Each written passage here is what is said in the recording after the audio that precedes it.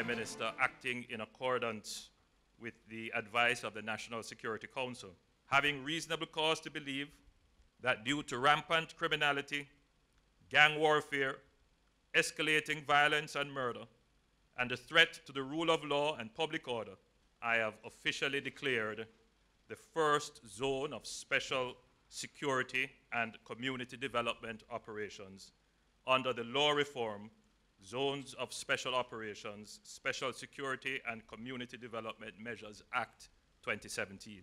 The gazetted order of the declaration is dated Friday, September 1, 2017. The said zone shall operate for a period of 60 days. The zone is now declared in the Mount Salem area and environs. This zone is bordered as follows. In the north, starting at the intersection of Mount Salem Road and Catherine Drive, and continuing east along Mount Salem Road to the intersection with Clark Street. The eastern boundary, starting at the intersection of Mount Salem Road and Clark Street, continuing southwest along Clark Street to Catherine Avenue in the vicinity of the entrance to a track. South from the entrance to the track on Catherine Avenue, continuing along a section of gully course that forms part of the southern boundary to the Mount Salem community to a projected point at the eastern end of Jarrett Terrace along the said roadway to the intersection with Catherine Drive. And the western boundary, starting at the intersection of Jarrett Terrace and Catherine Drive, continuing north along Barrett View Drive, and then to Catherine Drive to the start point at the intersection of Mount Salem Road and Catherine Drive. In 2014, there were 46 murders recorded in Mount Salem and its environs. In 2015, this rose to 70 murders. In 2016, the figure was 85 murders. So far this year, 54 murders have been recorded. There are 12 major gangs operating within the space. While some of these gangs are not actually domiciled within this geographic space, they do continue to have significant impact in Mount Salem, and they are spreading their influence right across the St. James community. The objective of the zones of special operation is to disrupt and dismantle these gangs and create a safer community. The National Security Council took the deliberate decision to carefully sequence the implementation steps as we learned from past mistakes. We also wanted to ensure that we complied with the legislative requirements. Among the issues that we worked through and addressed were the following: additional training in human rights, the use of force and community development initiatives of persons to be deployed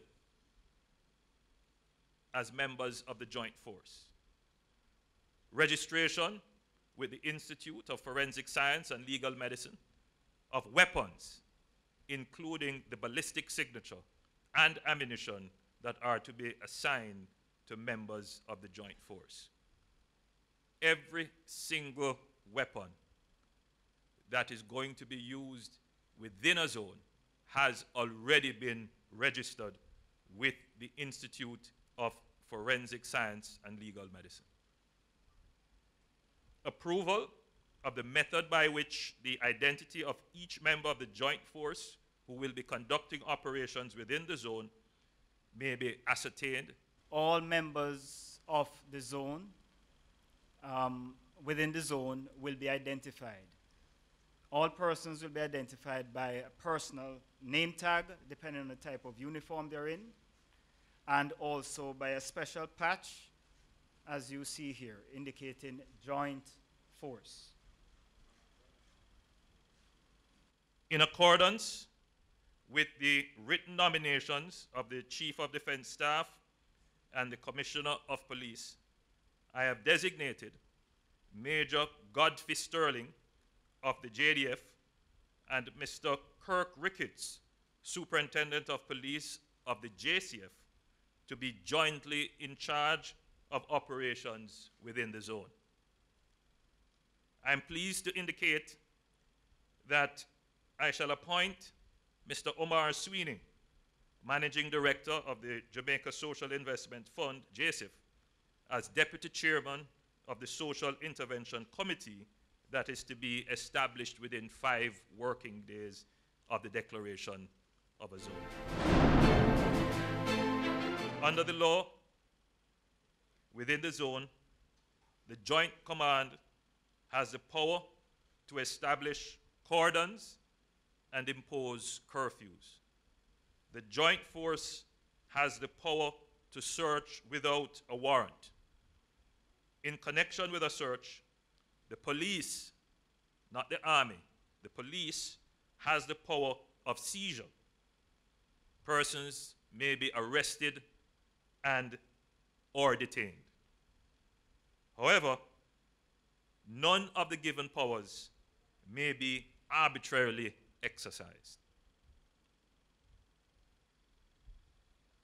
We have built safeguards into the law, and the Joint Force understands that those safeguards must be respected. It is our intention to keep the public informed, particularly those law-abiding residents living within the zone that we have first declared. We encourage the participation of the media to keep the public informed, and protocols have been established for the involvement of the media. First, we ask that you be accredited, and accreditation is being managed through the Jamaica Information Service. Once you're accredited and you would like to enter the zone, we ask that you make contact with the commanders on the ground so they're aware of your presence. We do not anticipate any significant restriction to your movement, subject only to issues on the ground that might affect safety and security. As you are aware by now, this is a new law for special measures for upholding and preserving the rule of law, public order, citizen security, and public safety within certain geographically defined areas of Jamaica. One of the main index that would be used is the reduction in murders, the return of public order, the assessment that the community has been engaged, that the community building exercise is successful and entrenched, that the peace building exercise is successful and entrenched, and a general determination that the community is now in a state where it can manage its own peace. The use of the zones is a significant measure, but it is only one in a suite of responses to our crime problem. The rule of law must be upheld and preserved in every nook and cranny of Jamaica. We can no longer afford any area to provide a safe haven for criminals to hide. Zone by zone, community by community, square inch by square inch, we will establish and restore public order, citizen security, and public safety. We will make Jamaica safe again.